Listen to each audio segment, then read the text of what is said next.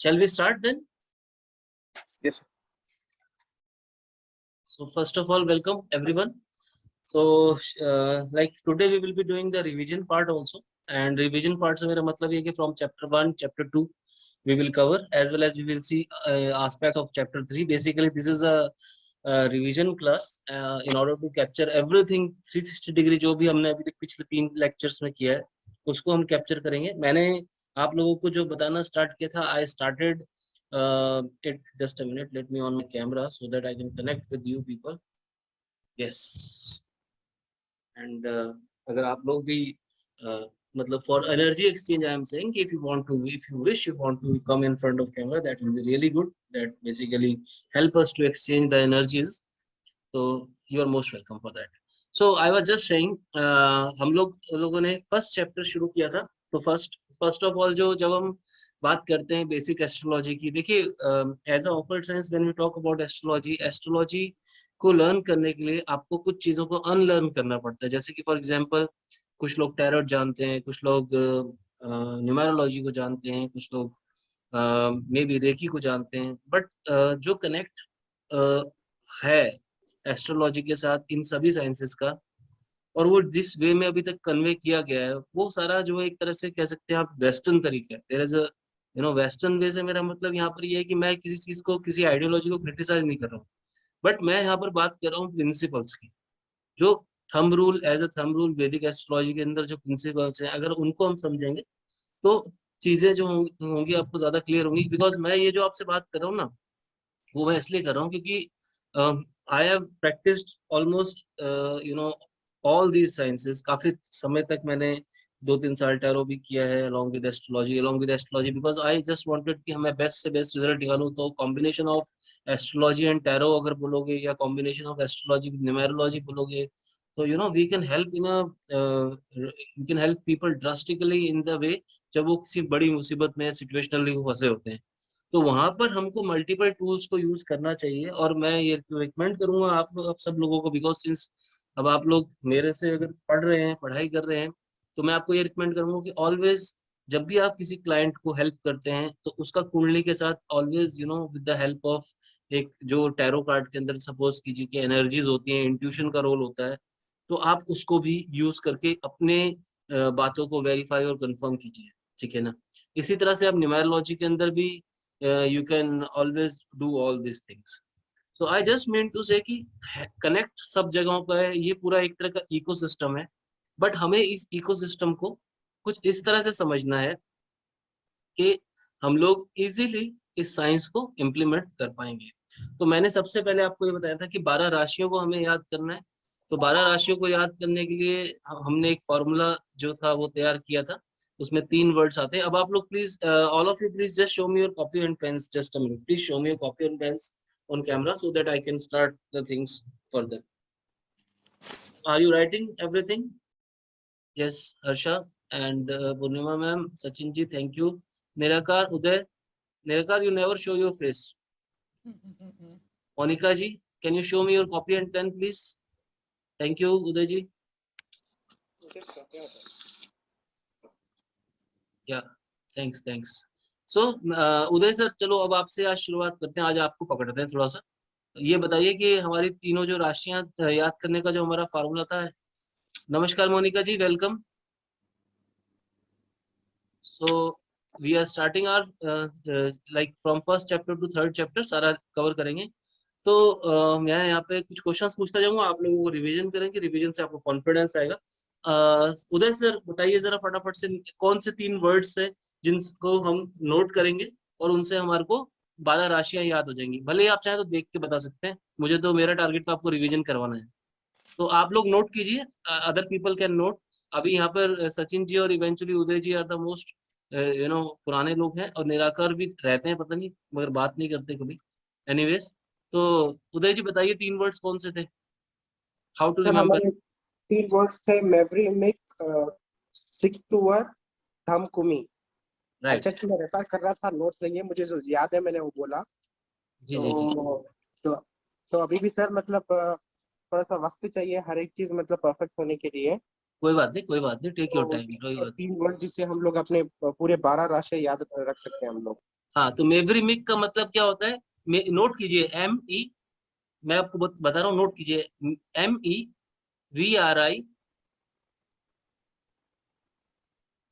MEVRIMIK, मेवरिमिक, ठीक है।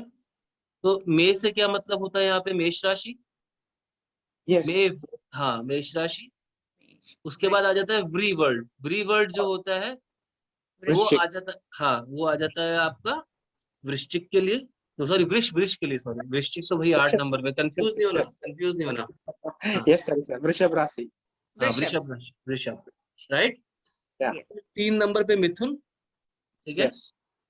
और उसके बाद हमारा क, क पे कौन सा आता है हमारा, कर्क। 4 नंबर पे कर्क, कर्क को बोलते हैं इंग्लिश में कैंसर। तो मेवरिमिक्स से हमने 4 राशियां याद कर ली, एक वर्ड से 4 राशि कवर। आज के बाद आपको टेंशन नहीं होगी, सीधा याद करना है मेवरिमिक सिक्तूवर। सिक्तूवर नेक्स्ट वर्ड है, नोट कीजिए स्पेलिंग, के SIKTUVR, सिक्तूव्र, इसको स्पेल करेंगे सिक्तूव्र। सिक्तूवर। हाँ, सिक्तूव्र का मतलब होता है सिंह राशि।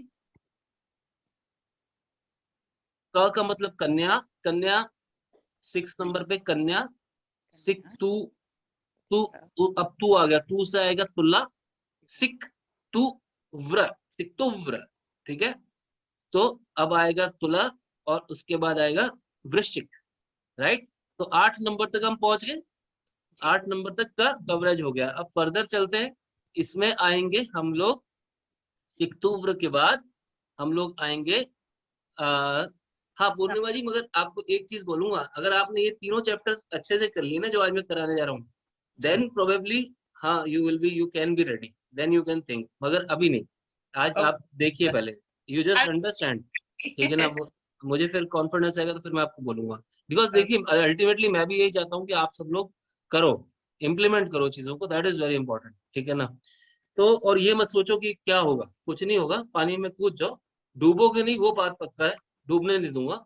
हाँ, थोड़ा बहुत ठीक है, नाक में पानी जाएगा, all those things are part and parcel, वो कोई दिक्कत नहीं है। तो क्लाइंट्स को हैंडल करो, मार्केट में जाओ, मगर हाँ अच्छा इंटेंशन होगा तो लर्निंग अपने आप बढ़िया जाएगी, ठीक है। तो सिक्तुवर हो गया, सिक्तुवर के बाद हम नेक्स्ट जो लेंगे वो आएगा, सही क्या वर्ड था, धमकुमी। धमकुमी। धमकुमी को प्रोनाउंस करेंगे ध से धनु, ठीक है, म से मकर, कु से कुंभ, और मी से मीन, धम कु मी, धम कु मी। तो यहाँ पर हमारी 12 राशियां कैप्चर्ड, खत्म बात, ठीक है जी। अब आते हैं हम अपना, अगर हमारे को 9 प्लैनेट्स याद करने हैं, अब 9 प्लैनेट्स वैसे तो इजीली सबको याद होते हैं, बट 9 प्लैनेट्स में भी आपको थोड़ा सा, मैंने अभी कल 3rd क्लास के अंदर एक कंसेप्ट बताया था, मैं अभी उसको रिवाइज करता हूँ, कनेक्ट भी करूंगा। वो आपको आगे जब आप विंशोत्तरी दशाओं को याद करेंगे ना, विंशोत्तरी दशा, विंशोत्तरी दशा एक, there is a time table, एक तरह का टेबल होता है जिसको देखना होता है, तो मगर उसकी सीरीज याद नहीं होती लोगों को, ना लोगों को ये पता होता है कि प्लैनेट्स किस तरह से किस सीरीज में हमारे को याद रखने चाहिए। तो उसका मैंने एक फार्मूला बताया था, 4 भाई हैं, चारों भाइयों का नाम है, पहले का नाम है सूचम, हाँ। सूचम, सूर्य चंद्र मंगल। फिर दूसरे का नाम है रागु, रागु, रागु, रा और गु, रागु, सूचम, रागु, शब्बू, केशु। तो केशु 4 भाई हैं, ठीक है ना, सूचम, रागु, शब्बू, केशु। मैंने इसमें एक छोटी सी स्टोरी बताई थी कि आप इसको ऐसे ले लो कि राम, लक्ष्मण, भरत और शत्रुघ्न, उस हिसाब से, ठीक है। तो इस हिसाब से भी ले सकते हो क्योंकि इनके स्वभाव भी काफी हद तक ऐसे ही, ठीक है।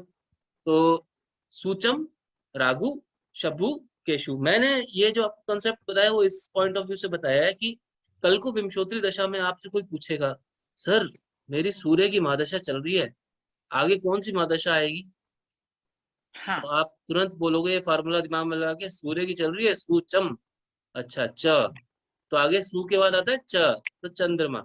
इसी तरह मैंने आपसे पूछा कि भाई मेरी केतु की महादशा चल रही है, आगे क्या आएगा बताओ, सचिन जी बताओ क्या आएगा, मेरी केतु की महादशा है, आगे क्या आएगा। आपका आपका वो ऑन नहीं है सर, माइक। सर हाँ, शनि।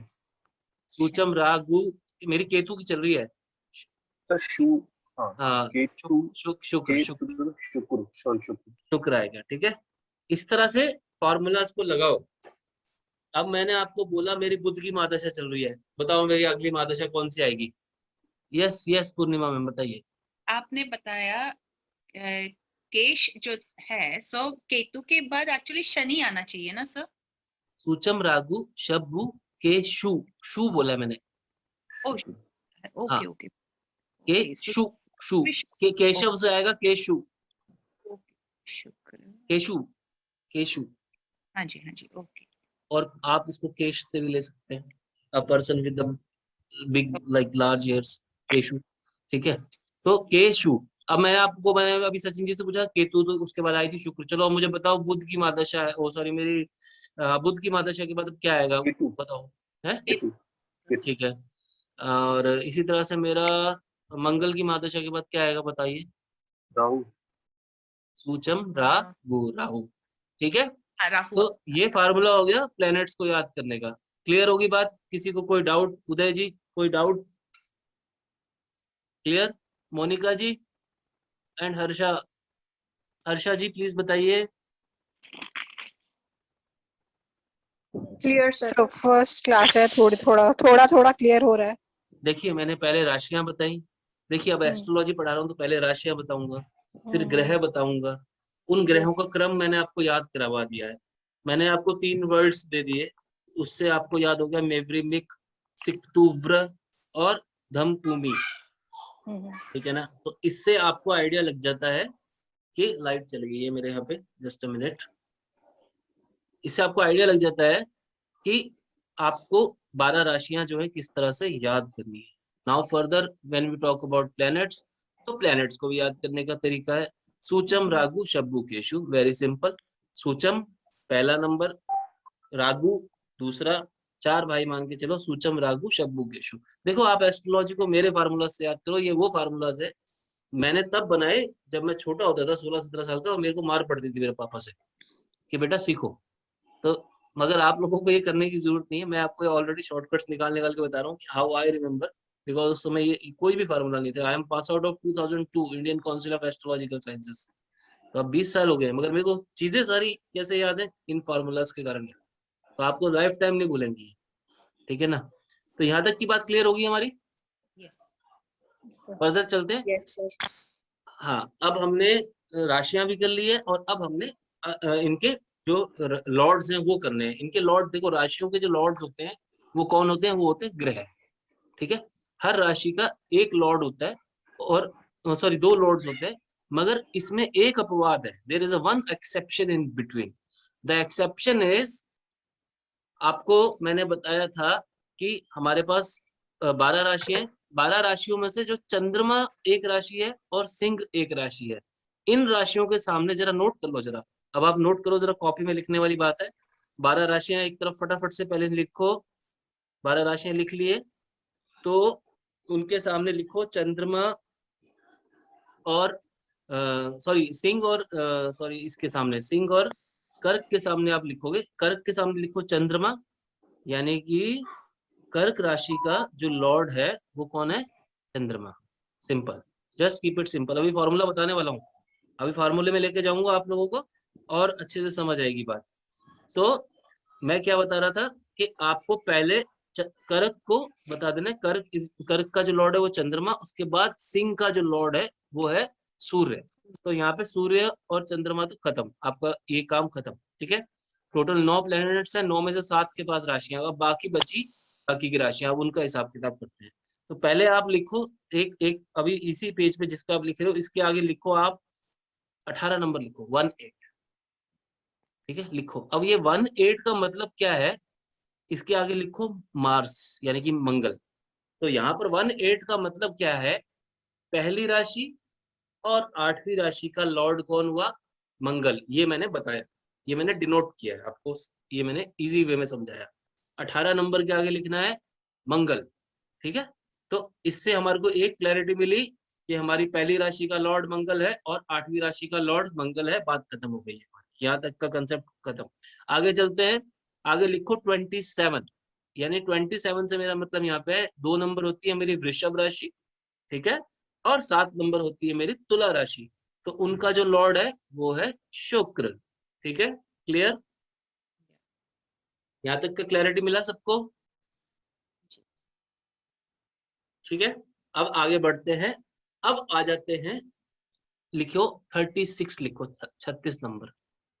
9 का टेबल होता है ना, 9 9 9 एकम 9, 9 दूनी 18, फिर 18 के बाद इस तरह 27, फिर आपका 36। तो 36 के आगे लिखोगे मरकरी। 36 के आगे लिख दो मरकरी, मतलब 3 नंबर राशि। 3 नंबर आपकी राशि होती है कौन सी? मिथुन। ओके, मिथुन के आगे लिखो 3 नंबर, और मिथुन का जो लॉर्ड हो गया, इससे पता लग गया आपको मरकरी, और 6 नंबर का लॉर्ड हो गया मरकरी। तो यहाँ तक की बातचीत खत्म। सिंपल सिंपल वे में सारा का सारा काम हमारा खत्म हो गया। हमने सारे राशियों के लॉर्ड्स कर लिए। अब आप बोलो कि यहाँ तक कोई किसी को कुछ पूछना है, फिर मैं आगे अब एक लेवल ऊपर जाने वाला हूँ अब, या फिर नीचे उतरने वाला हूँ थोड़ा सा, बताइए। नहीं, it's okay. Monika ji, Harsha ji, Nirakar, Sushil ji, any doubts? Feel free to ask. Sushil ji आप अपनी कॉपी दिखाओ, आप लेट आए हो। Please show me your notebook.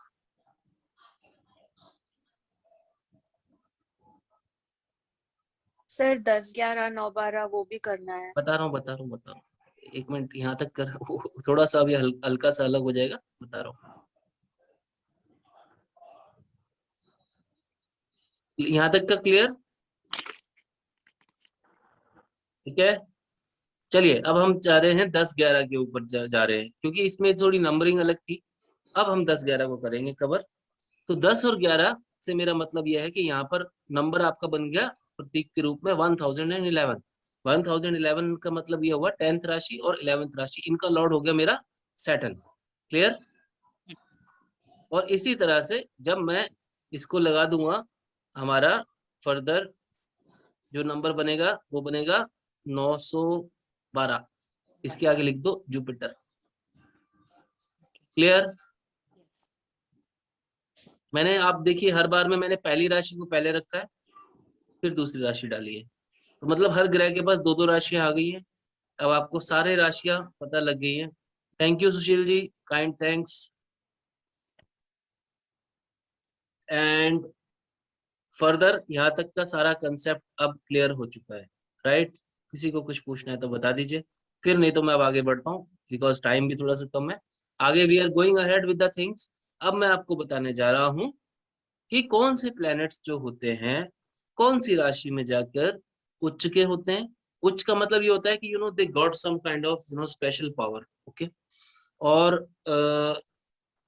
कौन से प्लैनेट्स नीच के होते हैं, तो एग्जैक्टली मैं आपको वो सब कुछ बताने जा रहा हूँ। ठीक है, तो इसको हम नोट करते हैं। सूचम रागु शब्बु केशु आपका फार्मूला था हमेशा याद करने का ग्रहों को। तो सू के आगे लिख दो, सू के आगे नंबर डाल दो, एक सू के आगे डाल दो 17 नंबर। ठीक है, 17 नंबर डालने का मतलब क्या हुआ? मतलब ये होगा पहली राशि के अंदर जो है सूर्य उच्च का हो जाता है, 7वीं राशि में सूर्य नीच का हो जाता है। मगर एक चीजों को इजीली याद करने के लिए, क्योंकि पिता पुत्र हैं सूर्य और शनि, दोनों की आपस में बनती नहीं है, डिफरेंस ऑफ ओपिनियन बहुत रहता है, तो इस कारण से आइडियोलॉजी का डिफरेंस होने के कारण वो शनि जो है हमेशा उल्टा चलते हैं, अपने पिता के विपरीत चलते हैं। तो इसलिए उनका जो नंबर है वो 71 डाल दो आप। तो इसका मतलब शनि 7वीं राशि में उच्च का हो जाता है और पहली राशि में नीच का हो जाता है। तो 1771 ये यहाँ तक का क्लियर हो गया। इसी तरह से अब आप डाल दो चंद्रमा के आगे। चंद्रमा के आगे लिखो 28 नंबर। 28 से मेरा मतलब है कि दूसरी राशि में, अब मतलब चंद्रमा जो है एक स्त्री ग्रह है, और शनि और शुक्र भी एक स्त्री ग्रह माना जाता है। ठीक है ना? Chandrama is something which belongs to your sentimental emotions, sometimes negative thoughts, positive thoughts, creativity, ये चंद्रमा के काम होते हैं।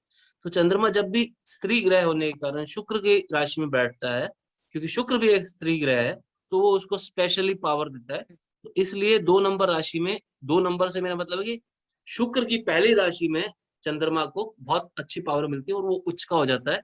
और 8वीं राशि यानी कि मंगल की राशि, यहाँ पर मंगल की राशि, मंगल यानी फायर माना जाता है। मंगल एक आप, अब हमने देखा ना मंगल हमेशा एक लाल लैंड है, रेड कलर की लैंड है, दिखाया जाता है जब भी हमारे नासा के वो जाते हैं बॉर्ड्स वगैरह, क्यों है? तो Mangal is considered as a fiery planet, उसका एलिमेंट फायर है। ठीक है, अभी मैं एलिमेंट्स पे आ रहा हूँ, इसके बाद आगे एलिमेंट लेके जाऊंगा आपको। ठीक है ना, ये सब हम फर्स्ट सेकंड थर्ड में कर रखे हैं, but you have to do now. तो फर्दर मैंने आपको बता दिया था 28 नंबर, 28 नंबर को नोट कर लो। 8वीं राशि में चंद्रमा जो होता है नीच का हो जाता है, क्योंकि 8वीं राशि का लॉर्ड है मंगल, है मंगल का एलिमेंट फायर है, और फायर के एलिमेंट में being a watery planet moon जो है वो डेबिलेटेड हो जाता है। सिंपल, 28 नंबर नोट कर लो। उसके बाद मंगल आ जाता है सु च म। मैंने आपको सु बता दिया, च बता दिया, अब मैं आपको म के ऊपर लेके जा रहा हूँ, यानी कि मंगल का उच्चत्व और नीचत्व बताने जा रहा हूँ।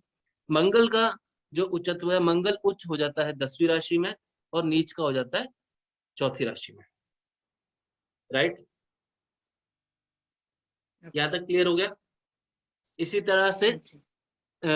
आगे आ जाते हैं हम, सु च म रा, रा राहु। अब राहु केतु को अलग थोड़ा हिसाब किताब है। राहु केतु के पास ऐसा अपना कोई पिंड नहीं है, कोई अपनी बॉडी नहीं है, कोई सेलेस्टियल बॉडी उनको नहीं दी गई है, वो सिर्फ 2 नोड्स हैं हमारे अर्थ के जो कंसिडर होते हैं, और इनको बोला जाता है राहु और केतु को शेडो प्लैनेट्स।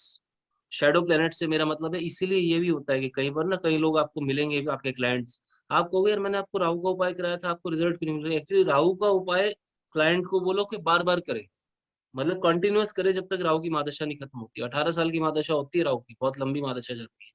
ठीक है ना, सबसे लंबी राहु की होती है। तो क्योंकि राहु जो है बेसिकली माना जाता है it is kind of smoke, ये आपको इल्यूजन देता है, भ्रम देता है कि मैं चला गया, ओके रेमेडी आपने कर दी, मैं चला गया, मगर ये it comes back, it behaves like Pakistani soldiers, show करेंगे हम चले गए फिर वापस आते हैं, तो वो वाली बात है। ठीक है, तो उस हिसाब से समझो। तो राहु का नंबर यहाँ पर आ जाएगा 93, और 93 राहु और केतु उल्टे होते हैं तो 39, केतु का हो जाएगा 39। ठीक है, इसी तरह से उल्टा कर दो राहु केतु का। हाँ जी, बताइए बताइए क्या बोल राहु रहे राइट। हैं जी? राहु केतु 180 डिग्री पे मैंने बोला है। इनका जो फॉर्मूला बनेगा मैम, वो ये बनेगा कि आप डालो जरा, राहु के आगे डालो, क्या नंबर डाला आपने बताइए? 39 डाला है सर। 30, 39 डाला ना, 39 डालना है, यस यस, ठीक है। और केतु के आगे 93। हाँ 93, सिंपल। ठीक है, क्लियर?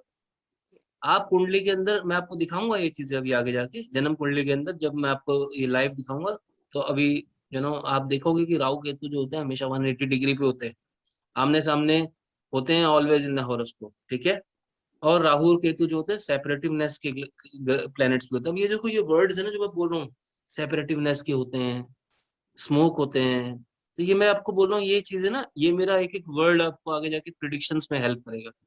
जब आप एग्जैक्टली इन प्लैनेट्स को हैंडल कर रहे होगे दूसरे बंदे की हॉरोस्कोप के अंदर, तब आपको ये हेल्प करेंगी चीजें। तो यहाँ तक का कंसेप्ट पूरा हो गया। सूचम राहु शब्द केशु। अच्छा, मंगल का कर लिया था। मंगल का उल्टा होता है गुरु वाला हिसाब। जुपिटर के आगे लिख दो आप 410 नंबर, फटाफट से 410 लिखो। चौथी राशि में उच्च का, 10वीं नीच का।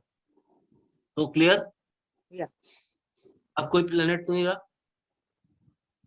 सूचम राहु शब्द केशु सब हो गए, शुक्र रह गया। शुक्र का नोट कर लो, शुक्र का हो जाएगा, क्या होगा शुक्र का? 1 to 6 होगा सर। यस, ठीक है, राइट। ठीक है, इसी तरह से मरकरी का उल्टा है, मरकरी का उसका उल्टा है 612, हाँ जी।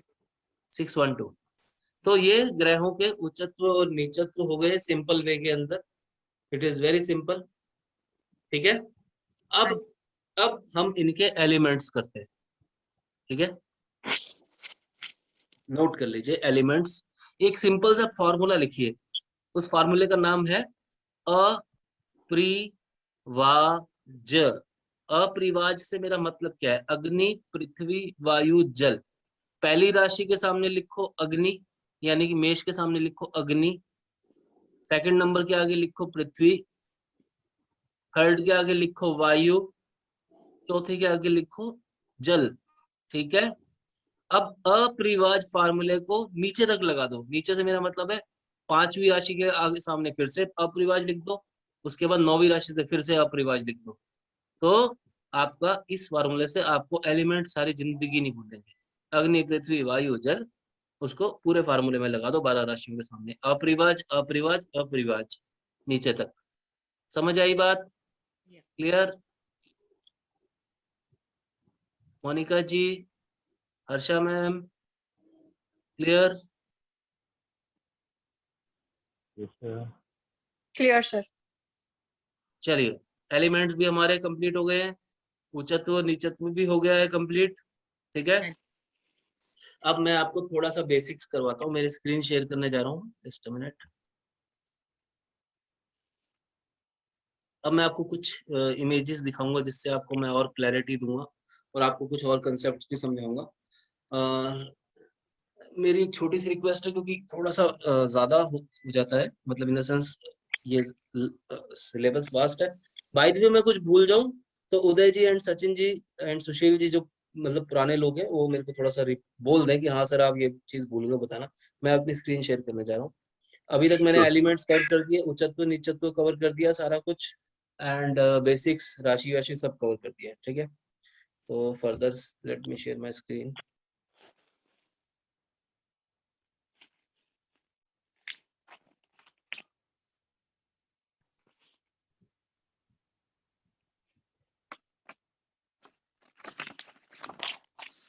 सर मेरा एक डाउट है, क्या मैं पूछ सकती हूँ? ऑलवेज वेलकम मैम, पूछिए। सर किसी लग्न चार्ट में अगर उच्च और नीच का प्लैनेट ना हो तो इसका कोई सिग्निफिकेंस है? हाँ, उस कुंडली के अंदर फिर नेक्स्ट चीज जो देखनी होती है वो देखनी होती है शत्रु क्षेत्री। शत्रु क्षेत्री के बाद नेक्स्ट चीज आती है सम विषम। यानी कि सम से मेरा मतलब ये है कि शत्रु क्षेत्री पहले बता दूं। शत्रु क्षेत्री से मेरा मतलब ये है कि बेसिकली दो तरह के ग्रुप्स होते हैं प्लैनेट्स के, ठीक है। अब पहला जो ग्रुप है उसके अंदर आपके आ जाता है शुक्र का, एक का लॉर्ड है शुक्र, दूसरे का लॉर्ड है गुरु। तो शुक्र के ग्रुप में जो लोग आते हैं बेसिकली, ठीक है, उसमें आ जाता है शुक्र शनि बुध राहु केतु, ठीक है। ये एक एक ग्रुप के लोग हैं। उसके बाद मंगल गुरु, ठीक है, यहाँ पर मंगल गुरु और बुध जो है एक्चुअली ये बिकॉज इट इज ए नपुंसक प्ले, तो ये कभी इस तरफ भी रोल प्ले करता है, इधर भी रोल प्ले करता है, इसको आप इस तरह से कंसिडर कर सकते हैं, पर मेनली तो ये उसी का है। और तीसरा जो यहाँ पर इस प्लेनेट में आ जाता है, यहाँ पे इनके ग्रुप में सूर्य, ठीक है जी। तो ये ग्रुप्स हैं। अब आपको इनसे ये एक बात तो समझ आ गई कि इन प्लैनेट्स के पास अपनी अपनी राशियां हैं। अब मान लीजिए शुक्र जो है किसी का, फॉर एग्जांपल जाके मान लीजिए कि मीन राशि में बैठा है, तो आप तुरंत बोल सकते हैं कि इस समय शुक्र जो है शत्रु क्षेत्री राशि में बैठा है, राइट।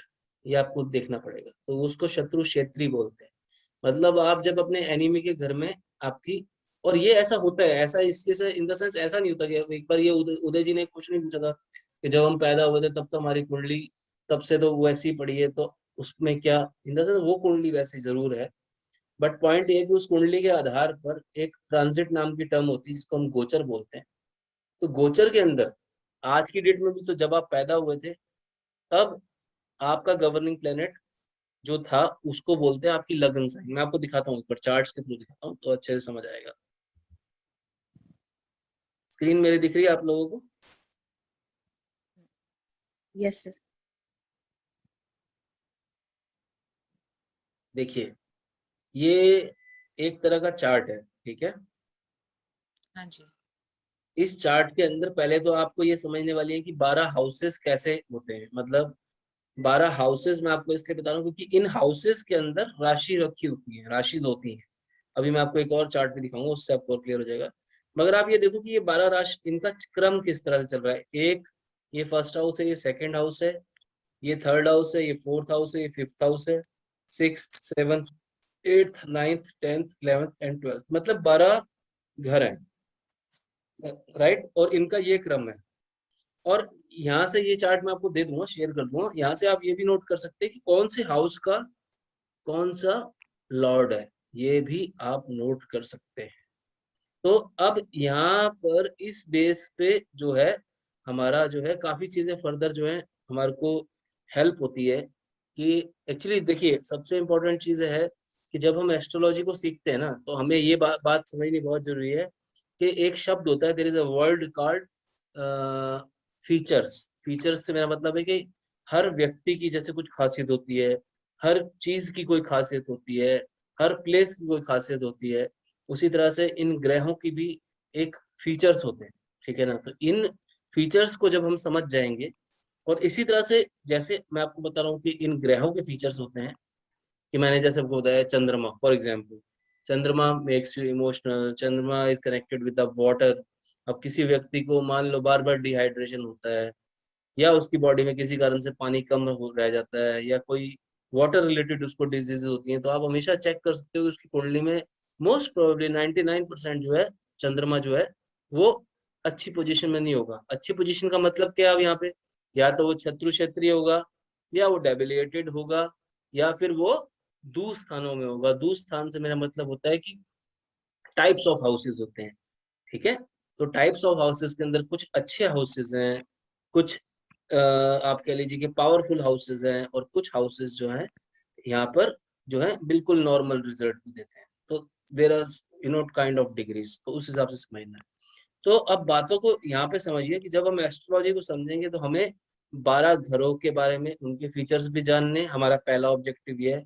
दूसरा ऑब्जेक्टिव ये है कि हमारे को हर प्लेनेट को भी ध्यान से समझना है। ठीक है, उनको अब हम वन बाय वन आगे जाके समझेंगे, मगर ये जो आपको मैंने चार्ट इसलिए दिखाया आपको ये क्लैरिटी मिल जाए कि इन हाउसेस का भाव कैसा है, क्योंकि यहाँ पर मुझे नहीं पता कि आप लोगों का नॉलेज लेवल अभी कैसा है। मैं एज अ बिगिनर बिल्कुल आपको पढ़ा रहा हूँ कि हाँ भाई पहला हाउस ये होता है, तो पहला हाउस यही होता है। हर जगह वर्ल्ड वाइड यही थंब रूल है, first house is first house, second house, third house, fourth house, ये मूवमेंट ऐसे ही चलेगी जिस तरह से क्रोनोलॉजी ऑफ वो चलती है। आपके प्लैनेट्स की क्रोनोलॉजी है, आपका राशि की क्रोनोलॉजी जो हमने भी याद करी है।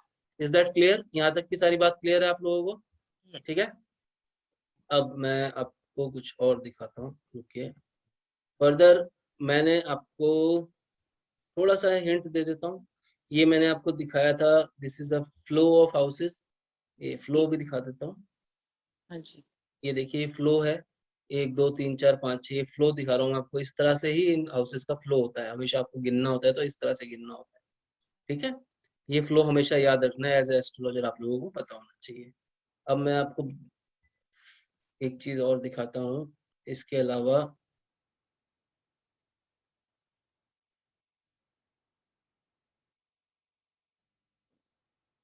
ये हाउसेस के नाम है, ठीक है ना, ये हाउसेस के नाम आपको इसलिए पता होने चाहिए, ये आप नोट कर लीजिए। ठीक है ना, ये मैं आपको दे दूंगा, you will get this image. अभी मैंने थर्ड क्लास में भी इसको हल्का सा टच किया था इस टॉपिक को। तो पहले हाउस को हम बोलते हैं हमेशा, प्रथम भाव को बोलते हैं लग्नेश। लग्नेश से मेरा मतलब यहाँ पर यह है कि वो हमारा गवर्निंग प्लेनेट है।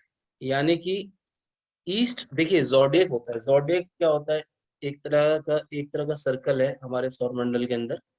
ये 360 डिग्री का जो एक पूरा जोडिएक होता है, इसमें 12 राशियां जब मूव करती हैं तो हर एक राशि के पास 30 डिग्री का बल होता है। ओके, तो 30 डिग्री तो 12 या 36, 360 डिग्री। ठीक है, तो 360 डिग्री के पॉइंट ऑफ व्यू से हमारे को चीजों को समझना है। तो 360 डिग्री के अंदर यहाँ पर एक बात और भी इम्पोर्टेंट है। सॉरी, कोई कुछ बोल रहा है? Should I go ahead? Yes sir. या, तो मैं आपको ये बताना चाह रहा था कि इसका जो कहाँ पर था, जस्ट रिदम मिस हो गया मेरा। आई वाज प्रथम। जस्ट, हाँ, आपको हाउसेस बताने जा रहा था। तो फर्स्ट हाउस जो होता है लग्नेश होता है। एक्चुअली अगर आप मान लो पूछो, कोई आपके पास पर्सन आया कहता है सर मेरी तबीयत हमेशा खराब रहती है, पिछले 2 साल से बहुत ज्यादा रहती है, तो that means you have always have to gauge के हाँ भाई ये जो आदमी का लग्न का जो साइन है वो उसको पहले सबसे पहले चेक करो, क्योंकि वो गवर्निंग प्लेनेट होता है। और गवर्निंग प्लेनेट वो होता है कुंडली के हिसाब से। जब आप ईस्ट वेस्ट नॉर्थ साउथ देखोगे ना, तो आपको चार्ट के साथ दिखाता हूँ, रुको। ये जैसे फॉर एग्जाम्पल ये एक चार्ट है,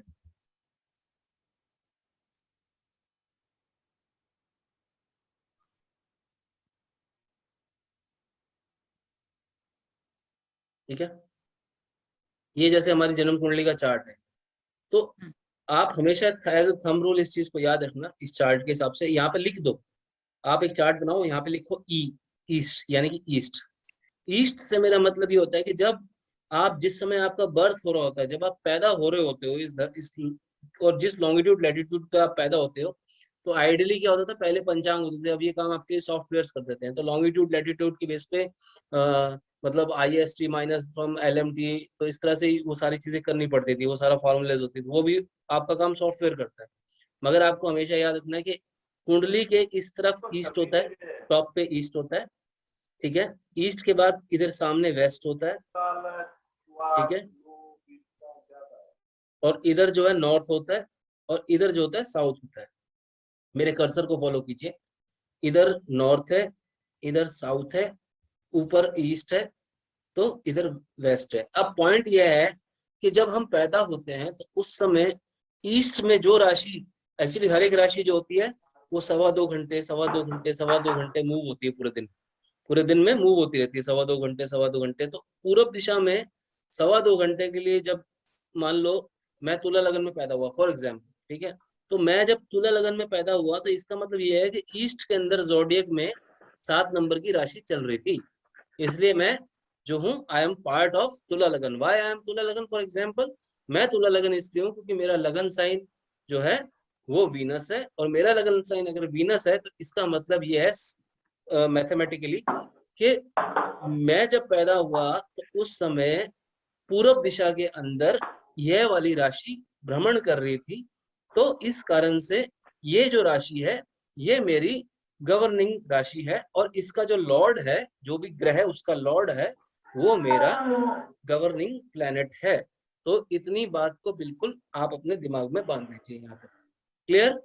किसी को कुछ पूछना है तो बताइए, मैं आगे बढ़ता हूँ। पूछते जाइए, फील फ्री टू आस्क। देखो मैंने ये क्वेश्चन, ये जो सेशन है इसलिए रखा कि मैं आप लोगों को सफोकेट कर दूं। हाँ, ये इंटरेक्टिव सेशन होना चाहिए। आपको कहीं डाउट है तो फौरन मेरे से पूछो कि सर यहाँ पर बताओ दोबारा, तो मैं दोबारा बताऊंगा, no problem. You can ask me any question any time, और जितनी बार पूछना उतनी बार पूछो, बट पूछो, that gives me more pleasure, ठीक है ना, बिकॉज इतनी एनर्जीज लगा रहा हूँ, एटलीस्ट समझ तो है ना, बात ये है। तो आप फर्दर ये में कॉन्सेप्ट रिपीट करेंगे प्लीज एक बार? कौन से वाला बताइए मैम? अभी जो आपने बताया मैंने ये बताया, लग्नेश। मैंने ये बताया था कि मान लीजिए फॉर एग्जांपल, मैं आपको एक एग्जांपल से और समझाता हूँ इसको, और क्लियरली आप कंसेप्ट को समझाता हूँ, ठीक है। जस्ट अ मिनट, मैं यहाँ पे मेरा ये खोलता हूँ।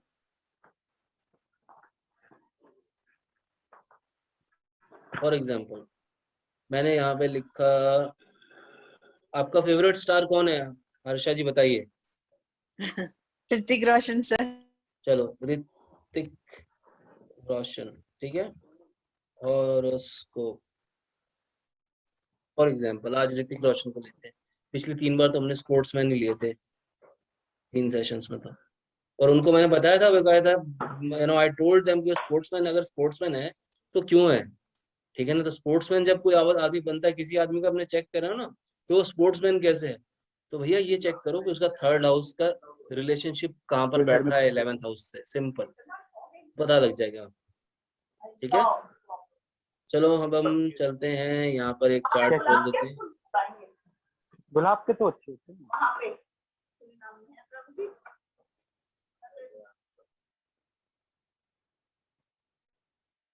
तो ये देखिए, this is a chart of Hrithik Roshan. ये मुझे लग रहा है कुछ हमें नहीं पड़ेगी, हम चले जाते। अच्छा, वो लोग आ जाएंगे। हाँ, क्योंकि नॉर्थ अमेरिका वालों को साउथ में जाना प्राइवेट यानी वहाँ का पासपोर्ट योगा सर का माइक डिस्टरबेंस आ रहा है, Yes. वो म्यूट पे रखे तो शायद अपने। जोगा सर, या हो गया, यस सर, सॉरी वो no problem, no problem sir. No problem at all, I just entered the room अभी। No problem sir. एनीवेज हम लोग यहाँ थे, तो मैं आपको बताना चाहता ऋतिक रोशन की बात करते हैं। तो मैडम मैं कंसेप्ट के तौर पे बताया था कि ऋतिक रोशन का यहाँ पर ये देखो, ये 8 नंबर लिखा हुआ है, can't see it, sir. You can't see. Yeah, I can see now. Yeah. Okay okay, just a minute, मैं नहीं तो दोबारा रीशेयर स्क्रीन करता हूँ जस्ट। अब आप देख पाएंगे, जस्ट अ मिनट, देख पा रहे हैं? Yes yes sir. Okay okay, तो अब आप देखिए, मैं आपको ये बताने जा रहा हूँ कि व्हेन वी टॉक अबाउट कि आप किस बेस पे निर्धारण करते हैं कि कोई व्यक्ति विशेष पैदा हुआ तो वो किस लग्न में पैदा हुआ, उसका गवर्निंग प्लेनेट कौन सा है, तो उसका जो बेसिक फार्मूला है कि द राशि which is travelling through east, जब आप पैदा हुए, ठीक है। इसीलिए हम टाइम पूछते हैं आपसे कि जब आप पैदा हुए तो कितने बजे पैदा हुए, शाम को हुए, सुबह हुए, इसलिए तो उस समय जो राशि ईस्ट में ट्रेवल करती थी, 2.25 घंटे का फेज होता है उसका, तो उसमें जब आप पैदा हुए तो अकॉर्डिंगली आपका वही गवर्निंग प्लेनेट हो जाता है। और इसी हिसाब से यहाँ पे आप देखिए नंबर 8 लिखा हुआ है, यहाँ पे 8 नंबर राशि लिखी है, इसका मतलब he is governed by which राशि एंड विच प्लेनेट, कोई बताओ मुझे, कौन बताएगा? हर्षा जी बताओ, पूर्णिमा जी आप भी बताओ, और भी लोग जो भी पार्टिसिपेट करें बताओ मुझे, कौन सी लगन है, कौन सा इसका राशि है, बताइए। सर वृश्चिक राशि है और फर्दर और लॉर्ड कौन है? Mars is the lord. Yes, जी Mars is Mars the Mangal. Mars is the Lord. Clear? Yes sir. तो इस तरह से हमारे को सिचुएशन के हिसाब से, मतलब we have to always see, इसी that makes basically astrology a dynamic subject also, right. तो अभी यहाँ तक आपका लग्न का कंसेप्ट पूरा हो गया। अब मगर इससे आगे चलते हैं, तो अभी मैं आप लोगों को मैपिंग दूंगा, बिकॉज अब ये जितने भी स्टूडेंट्स बैठे हैं इसमें मेरे इस मंथ के अंदर अगर मैं देखूंगा तो ऑलमोस्ट 60 स्टूडेंट्स ने हमारे को ज्वाइन किया है, तो 60 के 60 आज ये लास्ट बैच है जिनको मैं पूरा तैयार, मतलब पूरा ग्रूम कर चुका हूँ। अब मैं आपको धीरे धीरे प्लैनेट्स की, सॉरी चार्ट्स की तरफ लेके जाऊंगा। बट यहाँ पर समझने वाली बात ये है कि ये हमारा हाउस नंबर 1 है। अब अच्छा, एक क्वेश्चन अक्सर किसी ने मेरे से पूछा था, सर नेपच्यून प्लूटो को क्यों नहीं कंसिडर करते हो? भाई मैं कोई भी नहीं हूँ कंसिडर करने वाला। पॉइंट ये है कि नेपच्यून और प्लूटो का डिस्टेंस जो है अर्थ से बहुत ज्यादा है, तो दैट इज वाई ये स्ट्रेटेजिकली बोला जाता है। जो हमारा प्रैक्टिकल एक्सपीरियंस भी रहा है उसके बेस पे मैं आपको बता रहा हूँ कि नेपच्यून और प्लूटो का इतना असर जो है वो अर्थ पर नहीं रहता है, ऑन ह्यूमन स्पेसिफिकली नहीं रह पाता है। So that is the point, काफी ज्यादा डिस्टेंस, बहुत ज्यादा डिस्टेंस है, दैट इज वन। तो इसलिए उनको ज्यादा हम लोग तवज्जो नहीं देते हैं। तो चलिए आगे बढ़ते हैं। ये फर्स्ट हाउस है, ये सेकंड हाउस है। अब सेकंड हाउस का क्या फंक्शन होता है ये हमारे को आगे फर्दर याद करना है। इसी तरह से थर्ड हाउस का क्या फंक्शन होता है। थर्ड हाउस जैसे कि मैंने बताया छोटे भाई बहनों का होता है, आपके राइट हैंड का होता है, लोग जो प्लेयर होते हैं, wrestlers, cricketers, all these people, तो ये सब स्पोर्ट्समैन जो होते हैं वो उनको हमें देखना पड़ता है, ठीक है। तो इस तरह से अलग अलग हाउसेस का रोल है। मैं अभी आपको ये चार्ट शेयर कर दूंगा। शेयर क्या करना, मैं आपको कर ही देता हूँ रादर, ये देखिए, साथ साथ ही दिखा भी देता हूँ कि मैंने ये कम्युनिटी इमेजेस के अंदर आप लोगों के लिए ये 12 राशियों का सारा सिस्टम रखा हुआ। My screen is visible? Yes sir देख पा रहे हैं सारे? अब देखिए ये मैंने फंक्शनिंग बता रखी है चार्ट्स के साथ, ये सब चार्ट्स आप ही के लिए हैं, ठीक है। अब आपको आज की बात, आपका नेक्स्ट होमवर्क ये है कि आप डेली जो है इस चार्ट को देखो, इसको समझो। मान लो कोई पर्सन आता है आपके पास, अब कई बार हम बोलते हैं यार ये बंदा इतना हैंडसम कैसे है, फॉर एग्जांपल बोल देते हैं, हम अक्सर बोल देते हैं। अब जिसके फेस यहाँ पर फर्स्ट हाउस में अच्छे प्लैनेट्स मेरा मतलब ये है कि वीनस और चंद्रमा का कंजंक्शन होता है तो इट मेक्स यू ब्यूटीफुल, ठीक है ना। तो इसी तरह से आप बोलते हो यार ये आदमी इतना गंदा क्यों बोलता है, इतनी गालियां क्यों देता है, कई लोग कड़वा बोलते हैं, ठीक है। या फिर आप ये बोलते हो कि यार ये आदमी तो जब आओ पैसे का नुकसान ही करवाता है, तो उसका सेकंड हाउस देखो फटाफट से। तो यहाँ पे लिखा हुआ है वेल्थ, थ्रोट, स्पीच। अगर आप मेडिकल एस्ट्रोलॉजी में, अभी आपको मैं लेके नहीं जा रहा हूँ, तो उसका मैं सेमिनार करूंगा लेटर, मगर मेडिकल एस्ट्रोलॉजी के अंदर ये सारा जो है ये सारी चीजें मैटर करती है। अब किसी बंदे को थ्रोट कैंसर हो गया तो समझ लो कि सेकंड हाउस का एसोसिएशन विद केतु है, दैट इज वाई उसको हुआ है थ्रोट कैंसर। यस हर्षा जी बताइए क्या क्वेश्चन पूछना चाह रही हैं? सर आई थिंक आपका स्क्रीन अटका हुआ है। I can see only that हाँ ऋतिक जी, रोशन या birth chart. Only Hrithik Roshan का वो चल रहा है अभी, दूसरा वाला स्क्रीन आया नहीं है। एक मिनट, अब देखिए, यस सर अब दिख रहा है। यस सर अब आ गया। ठीक है। तो यहाँ पर मैं ये कहना चाह रहा हूँ कि हर एक हाउसेस के, ये जो हाउसेस है ना, इन हाउसेस की कनेक्टिविटी एक्चुअली हमारी लाइफ से, हमारी रियल हार्डकोर जो ह्यूमन सॉल्यूशंस, जो आपके पास क्लाइंट्स आके जब आपसे बातचीत करेंगे, आपको बताएंगे कि हमारे को ये प्रॉब्लम है सर, या ये है दिक्कत है, तो आप कैसे देखोगे? मान लो कोई बंदा आया, अब अब मान लो कह लो कि वो आता है और कहता है जी मेरा तो सर की कोर्ट केस चल रहा है, डाइवोर्स होने वाला है, तो तुरंत आपको क्या करना है? डाइवोर्स की बात आई, ये वर्ड ऐसा आता है, या फिर कोई आपको बताता है कि सर मेरी शादी नहीं हो रही, शादी कब होगी ये बताओ, तो क्या करना है आपको? 7th हाउस तुरंत देखो, 7th यहाँ house। पर लिखा हुआ है, ठीक है ना? तो ये सब चीजें सारी मेंशन्ड है, हर एक हाउस का हमारे जीवन में रोल है।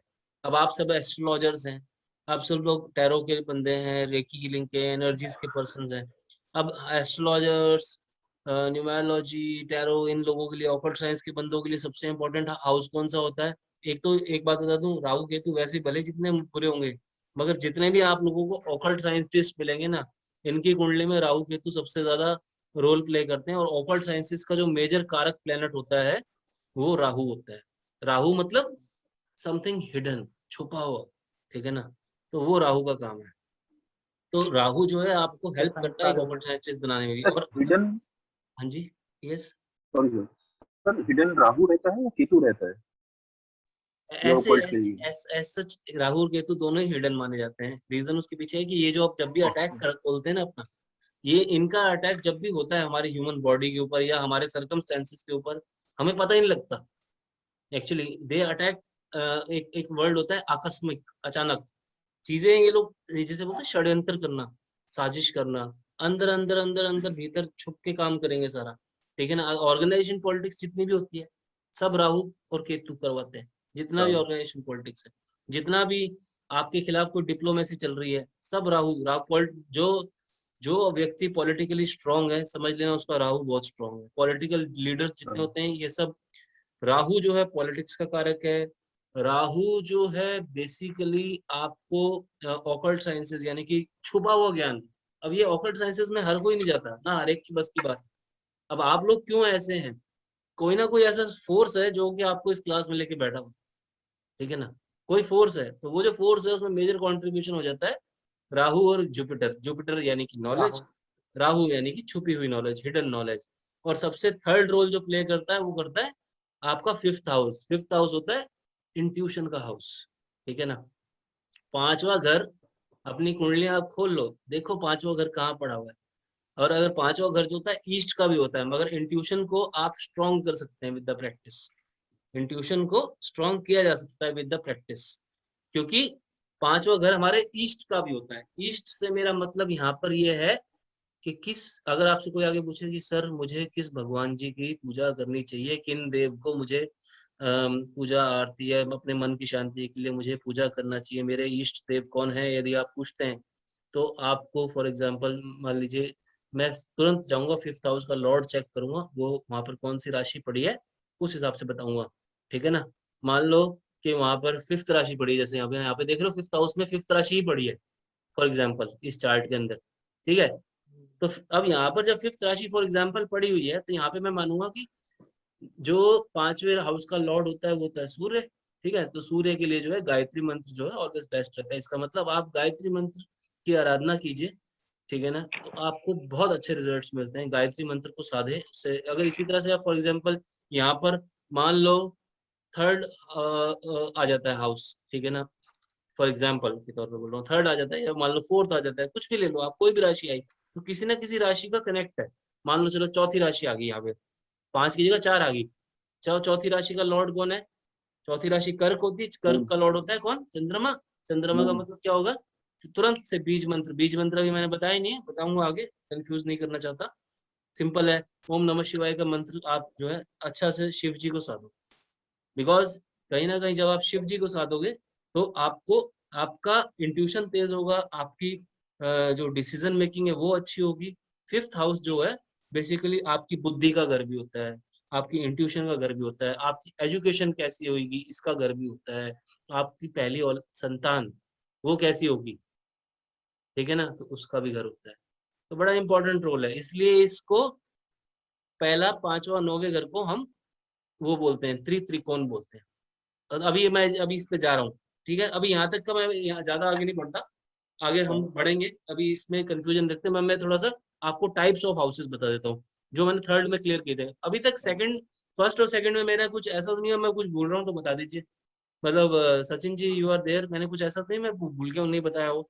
I don't want any injustice. जो लोग सब बता दिया मैंने, एलिमेंट्स बता दिए, उच्चत्व नीचत्व बता दिया, लॉर्ड्स बता दिए, राशि बता दी, सब बता दिया मैंने जो हमने फर्स्ट सेकंड में कवर किए थे। थर्ड के अंदर मैंने जो थोड़ा बहुत टच किया था मैं अब उस पर जा रहा हूँ। ठीक है, ये देखिए अब मैं चलता हूँ थर्ड की तरफ, कुछ होगा तो बताइए मैं बता दूँ।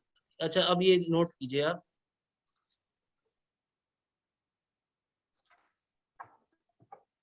फिर से स्क्रीन शेयर करूंगा।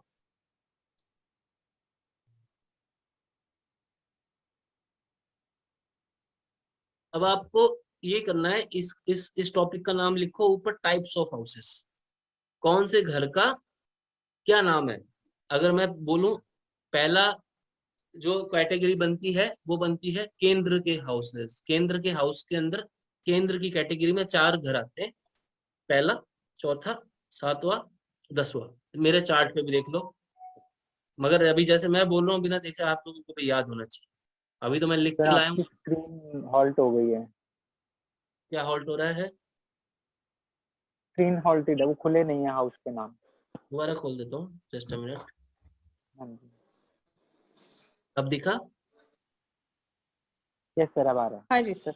हाँ, तो मैं बताने जा रहा था कि अब हमारे को टाइप्स ऑफ हाउसेस करने हैं। देखिए अभी तक मैंने आपको बेसिक कराया इन दो दो उनमें, मतलब दो जो मैंने क्लासेस की, थर्ड के अंदर मैंने ज्यादा टच नहीं किया था, मैं बेसिक सा टच किया था। मगर अब मैं फर्दर प्रोसीड करने जा रहा हूँ चीजों को, तो मैंने टाइप्स ऑफ हाउसेस बताए थे। तो 4 तरह के हमारे केंद्र के हाउसेस होते हैं, ठीक है ना, पहला, चौथा, सातवां, 10वां। इसी तरह त्रिकोण होते हैं। त्रिकोण क्या होते हैं?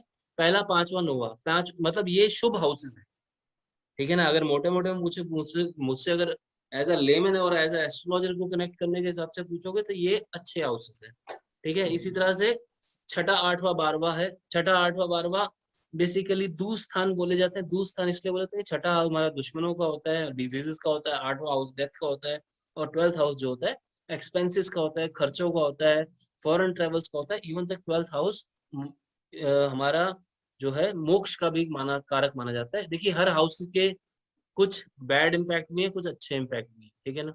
मगर दूस्थान, इनका नाम दूस्थान है। 6, 8, 12 मतलब दूस्थान, हमेशा याद, सिंपल याद में दिमाग में रखना है। इसी तरह से त्रिशडाय होते हैं। त्रिशडाय कौन से होते हैं?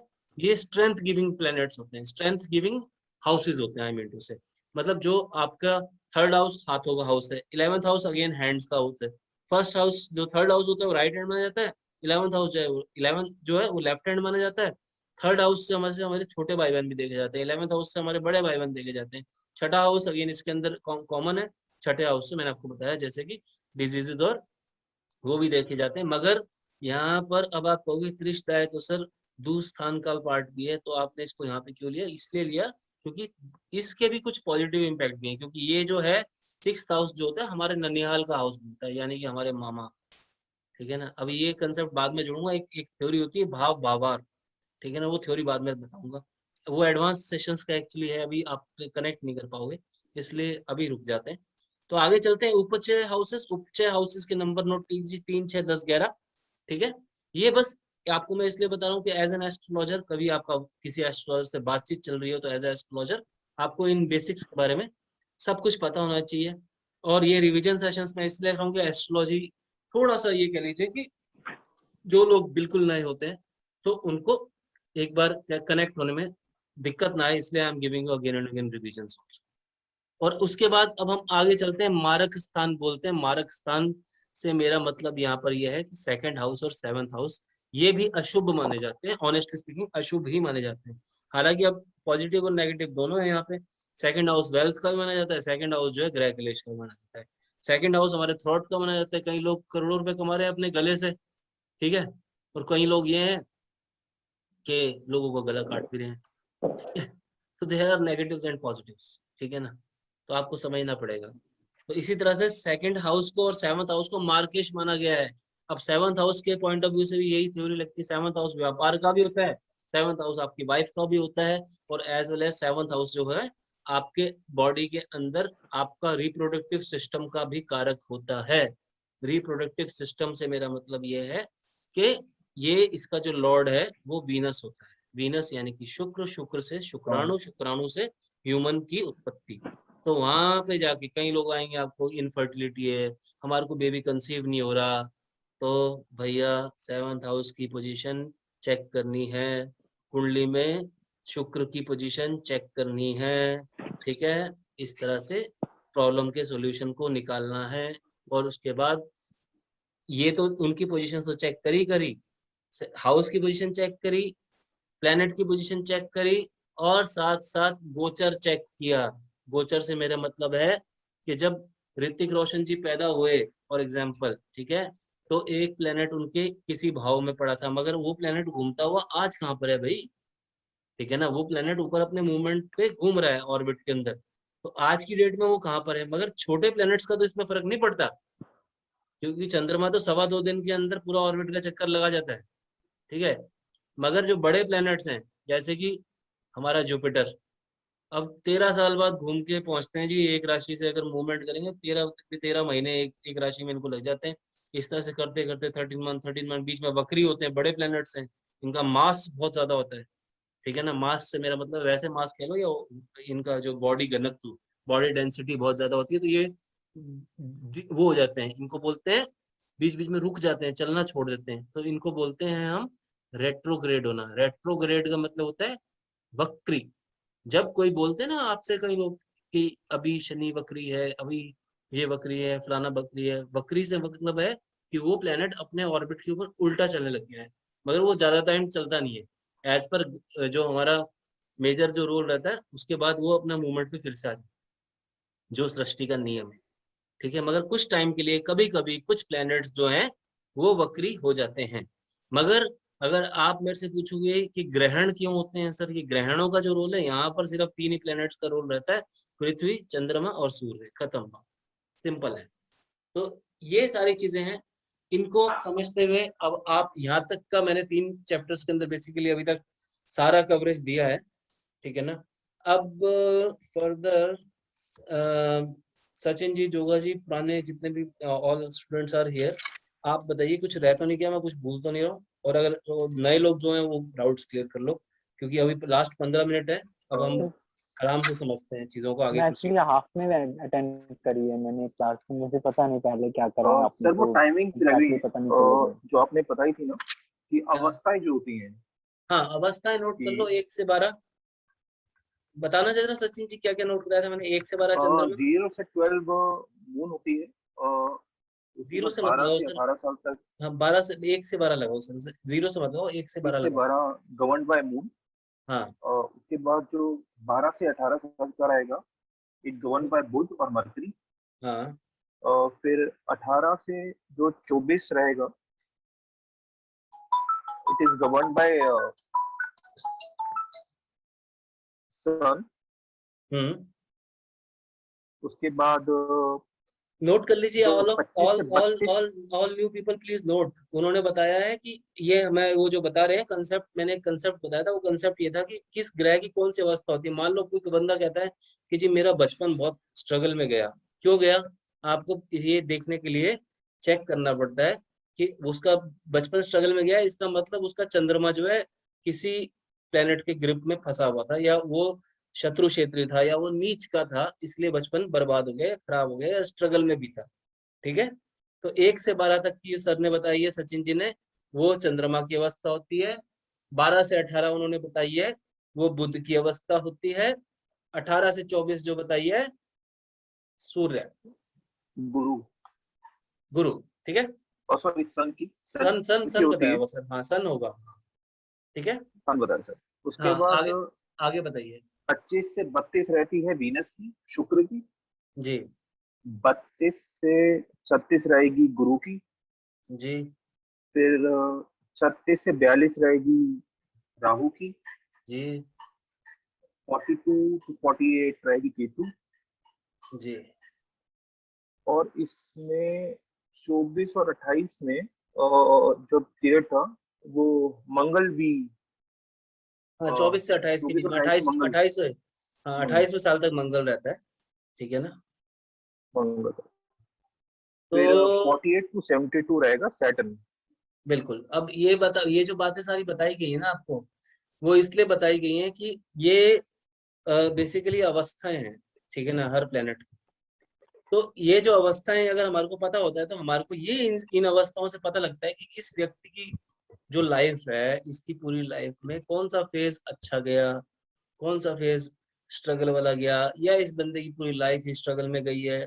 कई लोग होते हैं, अब जैसे अब्राहम लिंकन है फॉर एग्जाम्पल, या डोनाल्ड ट्रंप है, इवन तक नरेंद्र मोदी की आप कुंडली देख लो। अब ये वो लोग हैं जिन्होंने सारी जिंदगी स्ट्रगल किया है, मगर इनकी कुंडली में राजयोग कब आया? जब शनि का टाइम आया। तो that means Shani has played a prominent role, जो इनको बुढ़ापे में उस लेवल तक ले गया। अब्राहम लिंकन यूएस का जैसे कि प्रेसिडेंट बना, ठीक है ना। इसी तरह से नरेंद्र मोदी जी, वो तो ऑलमोस्ट अभी बुढ़ापे में अब जो है पावर्स देख रहे हैं, ठीक है, लास्ट जो उन्होंने देखा है। तो अब ये होता है कि रोल ऑफ प्लैनेट्स और उनकी जो जो अवस्था होती है उसके हिसाब से हमारे लाइफ का लिंकेज, कि हमारी लाइफ किस तरह से लिंक्ड है इन हर एक प्लैनेट्स के साथ, ठीक है ना। अब कई लोग हैं वो बेचारे ऑर्गेनाइजेशन पॉलिटिक्स को समझ ही नहीं पाते, या कह लो कि पॉलिटिक्स के शिकार बहुत जल्दी हो जाते हैं, और ये कह लो कि पॉलिटिक्स हर एक को सूट नहीं करती। अक्सर बोला जाता है कि अगर पॉलिटिक्स के अंदर आप हैं तो आप ये समझ लीजिए कि आप एक शेर की सवारी कर रहे हैं, और शेर से नीचे उतरे तो आप वो शेर आपको ही खा जाएगा। तो इस तरह की बातें बोली जाती है। But yes, these are the things. Politics is entirely इस तरह का एक मतलब प्रोफेशन है जो साम दाम दंड भेद, कुछ भी कहीं से कुछ भी आता ही है, कुछ भी प्रॉब्लम आती है, कुछ भी मुसीबत होती है, तो ये this is all part of politics also. तो इस हिसाब से हमारे कुछ चीज़ों को समझना है, मगर ये अवस्थाएं जो है हमारे जीवन से जुड़ी हुई हैं, और इन अवस्थाओं के हिसाब से हम लोग अपना जीवन यापन करते हैं, ठीक है ना। अब कोई आदमी है, मान लीजिए फॉर एग्जाम्पल, अब कोई मान लीजिए कोई बच्चा है, वो अगर क्या नाम है, मुकेश अंबानी के घर में पैदा हुआ है फॉर एग्जाम्पल, तो डेफिनेटली जो उसका, अब ये तो है नहीं कि प्लैनेट्स किसी के लिए अलग डिफरेंशिएट रोल प्ले करेंगे, मगर डेफिनेटली आप वहां पर ये एक चीज देखोगे कि क्या होता है कि कई बार कोई अमीर मतलब कोई बच्चा जो है वो अमीर घर में पैदा तो हुआ, मगर उसके बाद ड्यू टू एनी सर्कमस्टेंसेस वो उस फैमिली से दूर हो जाता है। वो जो मैं आप जो सर्कमस्टेंसेस की बात कर रहा हूँ, वो ये कह रहा हूँ कि अगर उसका बचपन अगर पिटा हुआ जाना ही है, उसका बचपन स्ट्रगल में जाना ही है, तो it could be any reason, ठीक है ना। ऐसा अब जैसे फॉर एग्जांपल संदीप महेश्वरी के केस में, संदीप महेश्वरी को तो जानते हो आप सब लोग, ठीक है, वो एक मोटिवेशनल स्पीकर है। वो सबको अपनी स्टोरीज बताता है कि मेरी लाइफ में ये स्ट्रगल रहा, मैं एक कैमरा फोटोग्राफर था, ये था, पर मैं जब छोटा होता था बचपन में मेरे फादर को लॉस लगा, मगर आज की डेट में वो बंदा BMW में घूमता है। संदीप महेश्वरी को जानते हो ना आप सब लोग, आप लोगों ने काफी स्टोरीज सुनी होंगी उसकी, ठीक है, इज अ मोटिवेशनल स्पीकर। हाँ जी। तो अब क्यों भाई, अब देखा जाए तो इस समय तो बंदा BMW में घूमता है, ठीक है, बट पॉइंट ये था कि 1 से 12 वर्ष की उम्र में वो एक अच्छे घर में, अच्छी वेल टू डू फैमिली में पैदा भी हुआ, उसके फादर के पार्टनर्स को धोखा देके सर्कमस्टेंसेस ऐसे बने कि वो जो है फैमिली फिर से गरीब होगी, और उसने उस बच्चे ने गली में घूम घूम के दुकान टू दुकान पान भी बेचे हुए हैं, तो वो भी स्थिति, वो भी हालात देखे, ठीक है ना। तो इस तरह से हमें समझना पड़ता है कि स्टोरी किस तरह से चल रही है लाइफ की एक आदमी की, तो वहां पर प्लैनेट्स को हमें लिंक करना है। प्लैनेट्स के जो ये 12 हाउसेज हैं और 12 राशियां हैं, इनको हमें लिंक करना होता है। तो this is all about basics of जो हमने पिछले 3 सेशंस में सारा बेसिक कवर किया है, ठीक है ना। अब आप बोलो, आपको क्या पूछना है। Now last over to 10 minutes अब आप लोगों के पास है, मैं आपके सारे प्रश्नों का जवाब दूंगा जो भी पिछले हमने सेशंस किए हैं आज तक। ये सर्षा जी बताइए। सर कौन से हाउस में कौन से प्लैनेट और राशि का प्लेसमेंट होता है, उससे क्या इफेक्ट पड़ता है, वो कैसे पता चलेगा? वो बिल्कुल पता चलेगा। सबसे पहले आप एक काम करो, एज अ सिंपल फार्मूला मैं आपको इमेज आज एक शेयर करूंगा कि आपको पहले ये पता होना चाहिए कि 12 जो भाव होते हैं उनकी हमारे लाइफ से कनेक्टिविटी कैसी है। और दूसरी चीज, मैं आपको एक इमेज और शेयर करूंगा जिसमें आपको फीचर्स ऑफ द प्लेनेट, यानी कि कौन से प्लेनेट का क्या स्वभाव होता है, वो भी आपको पता चलेगा, ठीक है ना। तो वो मैं आपको, जब आप इन प्लैनेट्स के बारे में पढ़ेंगे, भाव यानी कि घरों के बारे में पढ़ेंगे, तब आप इनके ये वाले रिजल्ट्स जो है निकाल पाएंगे। मगर ये जो आपने क्वेश्चन पूछा है, this question somehow belongs to practice also, it requires lot of practice, तो प्रैक्टिस में यही होता है कि जब हम कुंडली देखते हैं तो हमें धीरे धीरे चीजें क्लियर होने लगती हैं, ठीक है। तो ये हो जाएगा। और मैंने एक चीज और बताई थी आप लोगों को, मैं अभी मेरे को कनेक्ट किया कि मैंने आपको बताया था कि आप जो 12 राशियां आप लोगों ने अपनी कॉपी में लिखा है ना, उसके सामने इनके स्वभाव भी नोट करो। देखो स्वभाव होता है हर एक राशि का, 3 तरह के स्वभाव होते हैं। पहला होता है स्थिर, दूसरा होता है चर, ठीक है, और तीसरा होता है आपका द्वि स्वभाव। तो पहली राशि के सामने लिखोगे आप, फर्स्ट राशि के सामने लिखो चर, चर यानी कि मूवेबल, ठीक है।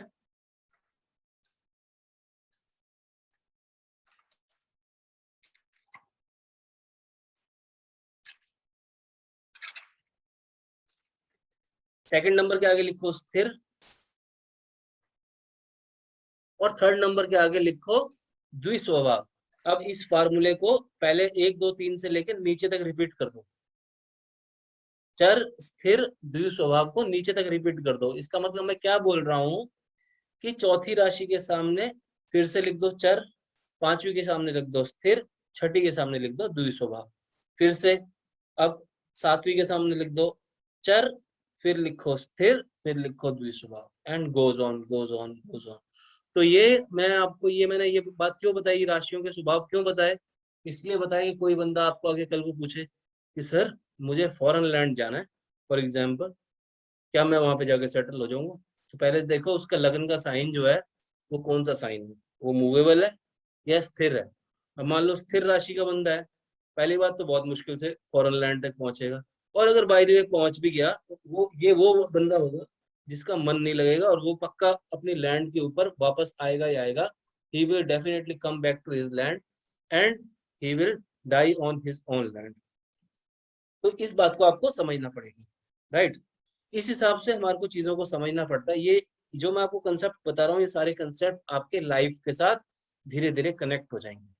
This is all we have done in last 3 sessions, and this session basically put light on all 3 lessons जो मैंने अभी तक सारा किया है, कंक्लूड किया है। बेसिकली इस सेशन का जो ऑब्जेक्टिव भी यही था हमारा कि जितने भी नए स्टूडेंट्स ने कम्युनिटी ज्वाइन किया है उनको एक पूरा ब्रशअप जो है दे दिया जाए, और जो पुराने स्टूडेंट्स हैं उनको रिवीजन करवा दिया जाए। मगर अभी नए स्टूडेंट्स के लिए रिवीजन की विंडो खत्म नहीं हुई है, रिवीजन आप लोगों का चलता रहेगा। आगे की फर्दर क्लासेस होंगी, मैं उनमें भी बैकअप्स दूंगा। तो nothing to worry and don't worry about anything. कि कुछ लोग कम्युनिटी में ऐसे मैंने देखे घबरा जाते हैं जल्दी से। घबराना नहीं है, बिकॉज मैं आपको साथ जितना भी आपको काम करवा रहा हूँ ये सारा मैं आपको हैंड होल्डिंग के साथ करवाऊंगा, और आपको किसी बात का टेंशन नहीं लेना कि हाँ सर ने आज इतना करवा दिया उसके बाद हमारा रह गया, आगे क्या होगा। रह गया तो कोई बात नहीं, मैं हूँ अवेलेबल, मैं आप लोगों को पूरा बैकअप दूंगा। That is my promise and commitment to all of you, so nothing to worry। और इसके अलावा अभी नेक्स्ट क्लासेस से संडे से some of the speakers will join me, जो हमारी कम्युनिटी के senior members in the sense कि जिन्होंने किसी एरिया में एटलीस्ट महारत हासिल कर ली है। There some few people are good in tarot, few people are good in numerology, some are good in reiki। तो वो लोग अब मेरे साथ मुझे ज्वाइन करेंगे, और आप लोगों को साथ में मेरे साथ अब नेक्स्ट सेशन में हम लोग न्यूमरोलॉजी टैरो को भी धीरे धीरे थोड़ा थोड़ा कवरेज देंगे। थोड़ा सा मेरा कवरेज यहाँ पे मेरा मतलब ये है बिकॉज हम लोग इनके वर्कशॉप्स भी करेंगे, इनके फुल फ्लेजेड कोर्सेज भी करेंगे। तो वर्कशॉप्स का मतलब ये है, पहले वही बात है कि जब कोई चीज हमें खरीदनी होती है पहले आपको हलवाई बोलता है चख के देख लो it is good for you और नॉट।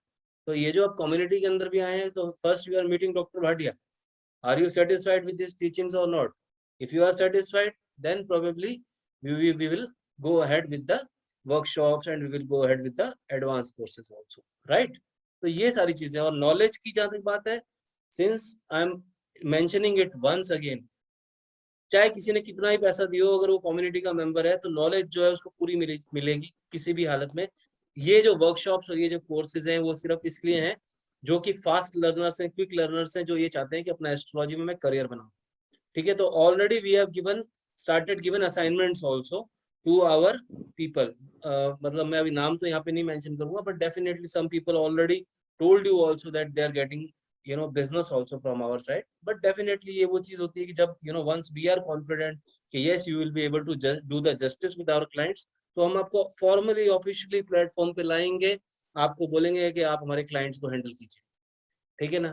तो आप मेहनत कीजिए, आप कमाइए, मगर मेन चीज है कि right knowledge should be transferred और गिवन टू द क्लाइंट। उसको किसी तरह से हम चीट नहीं करेंगे। That is the basic objective of this community wrapped over achievement. That is the only thing, right. और इसके अलावा आप लोग कुछ कंफ्यूजन में थे कौन सी बुक लें, ये ले।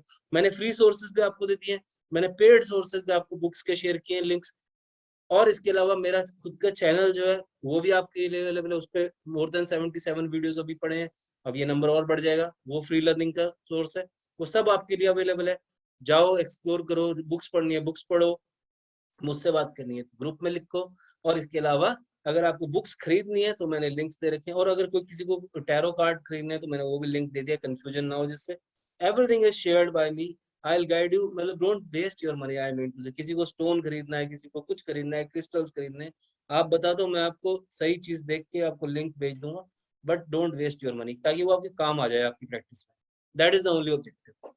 Okay guys, with this note we will end our session today. अब आप बताइए कि मुझसे कुछ बातचीत करना चाहते हैं तो बोलिए प्लीज।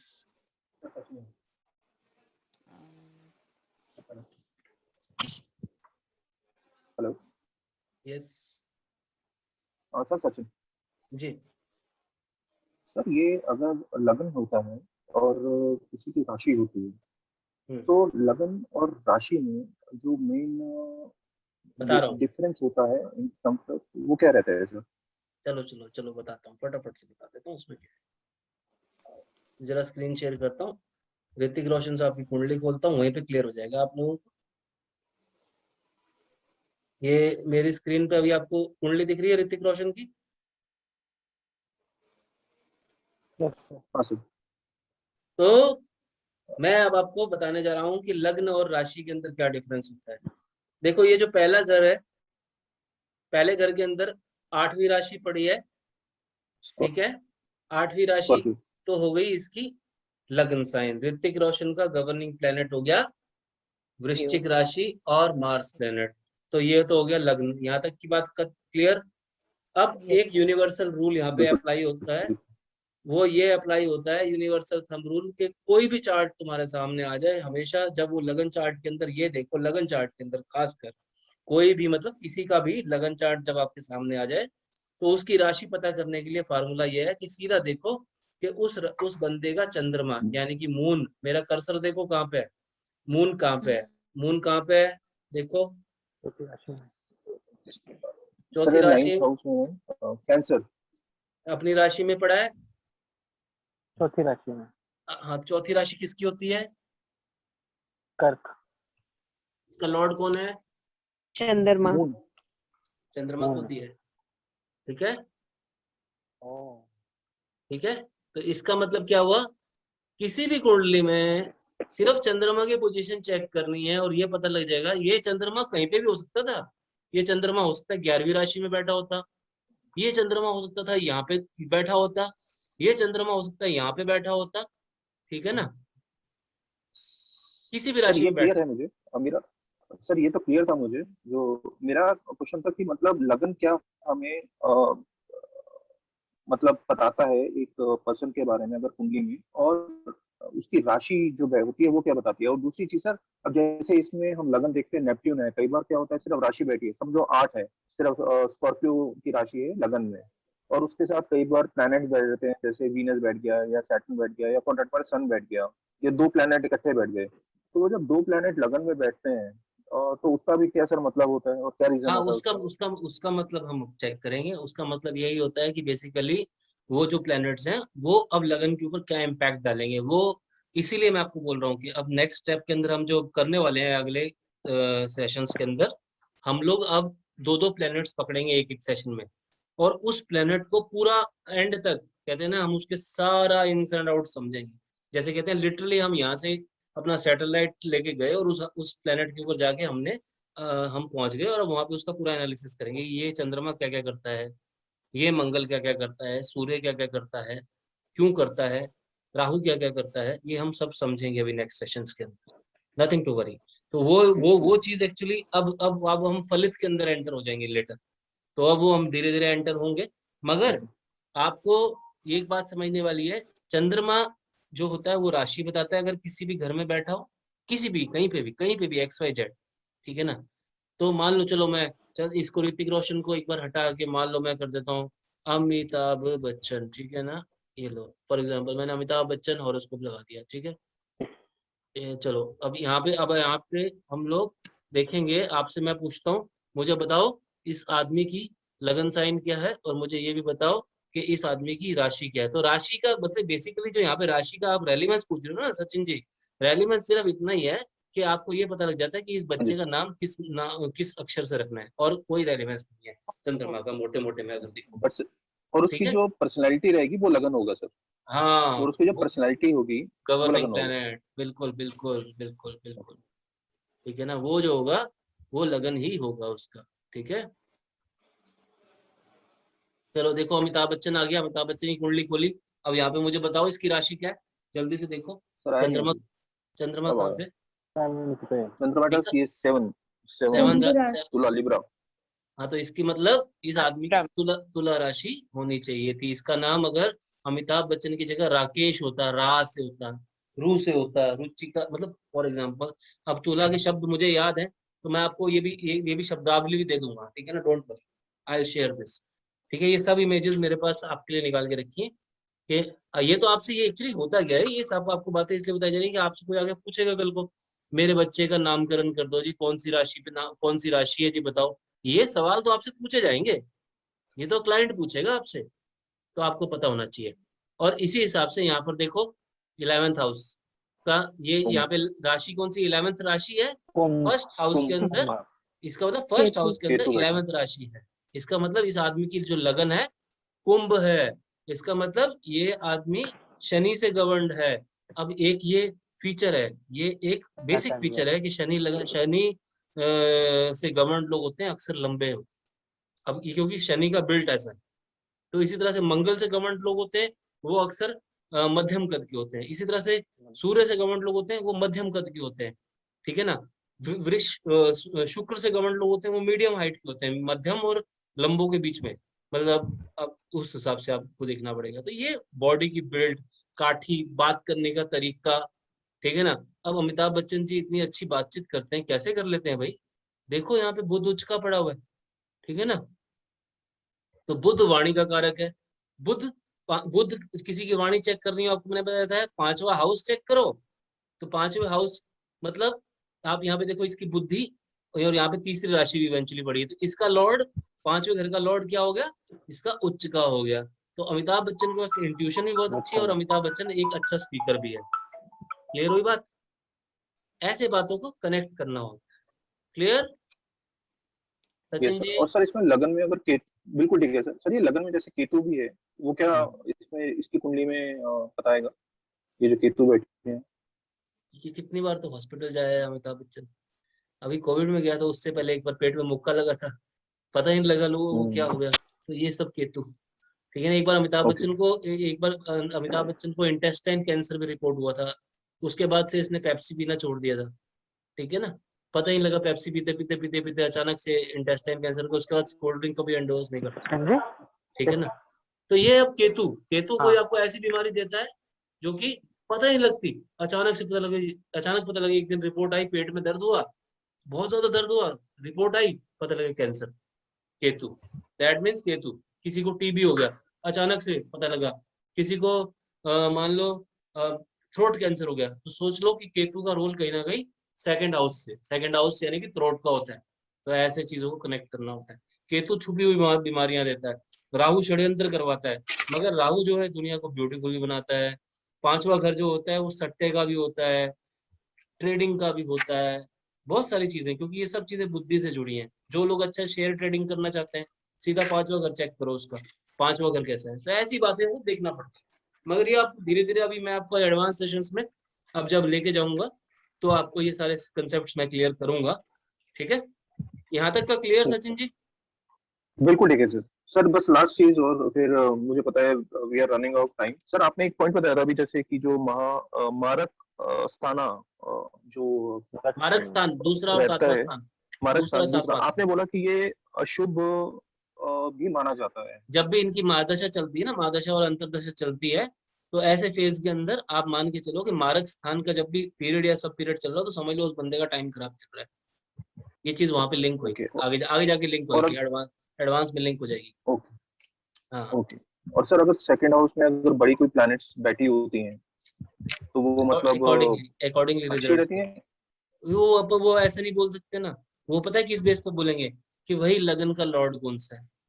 अगर वही बड़ा प्लेनेट शत्रु क्षेत्री बैठा है, एनिमेटिक बैठा है तो खराब करेगा, ठीक है ना। अब मान लो अमिताभ बच्चन के यहाँ पे देखो सेकंड हाउस है, सेकंड हाउस में आकर यहाँ पे अभी मान लो अभी के अभी यहाँ पर आके बुध बैठ जाए फॉर एग्जाम्पल, तो बुध यहाँ पे आते ही नीच का हो जाता है, तो वो खराब करेगा, ठीक है। तो इस हिसाब से देखना पड़ेगा रिलेशनशिप क्या बनेगी, वो कुंडली टू कुंडली जज करनी है। वो प्रैक्टिस में वही तो अभी जो मैं एडवांस सेशंस लूंगा आप लोगों के साथ वही तो करवाऊंगा, जहां पर आप डायरेक्ट सॉल्यूशन दोगे सीधा, ठीक है।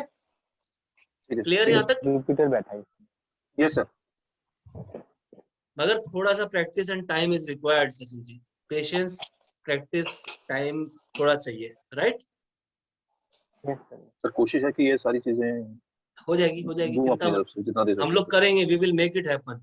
मुझे ये कम्युनिटी यहाँ तक थोड़ा रखनी है, मुझे तो ये चाहिए कि आने वाले टाइम में आप लोग कम्युनिटी को मेरे साथ मतलब हेल्पिंग हैंड की तरह लीड करो। ये कोई यहाँ तक थोड़ा रहा नहीं है, तो हमने 20 दिनों में 60 दिनों 60 पीपल ज्वाइन। अभी तो हमारा टारगेट है कि हम एक साल के अंदर कम से कम 2-2.5 बंदा अभी ज्वाइन करने वाला। We are going to be very big, but उसके लिए अभी हम लोग क्यों मतलब वी आर इग्नोरिंग, अभी तो लाइन लगा के हमारे पास पीपल आर रशिंग और फॉलोइंग अस, बट हम लोग स्टेप्स के अंदर चल रहे हैं धीरे धीरे, क्योंकि मेरे पास भी 2-4 ऐसे लोग होने चाहिए जो कि मुझे हेल्प कर सके, और वो आप लोग ही हैं जो अर्ली बर्ड्स हैं, जिन्होंने पहले शुरुआत करी है। आप लोगों को पेड असाइनमेंट्स भी मिलेंगे, आप लोगों को समटाइम्स लर्निंग वर्कशॉप एक्सपीरियंस भी मिलेंगे। आपको मैं कई जगहों पे इंट्रोड्यूस करूंगा एज अ की नोट स्पीकर भी बड़े प्लेटफॉर्म्स पे, जहाँ पे मैं जैसे मेरे इंटरनेशनली मेरे सेमिनार्स होते हैं जब दुबई में, मलेशिया में, जहाँ पे मैं सेमिनार्स के लिए जाता हूँ, तो वहाँ पर आप लोगों को sometimes I will take you with me. तो there are lot of opportunities. Purnima ji कुछ बोल रहे हैं, कुछ पूछना चाह रहे हैं? हाथ रेस कर रखा है आपने। No, sir. No. अच्छा, ठीक है। चलिए guys, with this note we will take I take your leave. I hope things are clear. Yes sir. चलिए फिर, thank you very much and please take care, please stay safe. Bye bye everyone, नमस्कार। Bye sir, thanks for your time. Bye.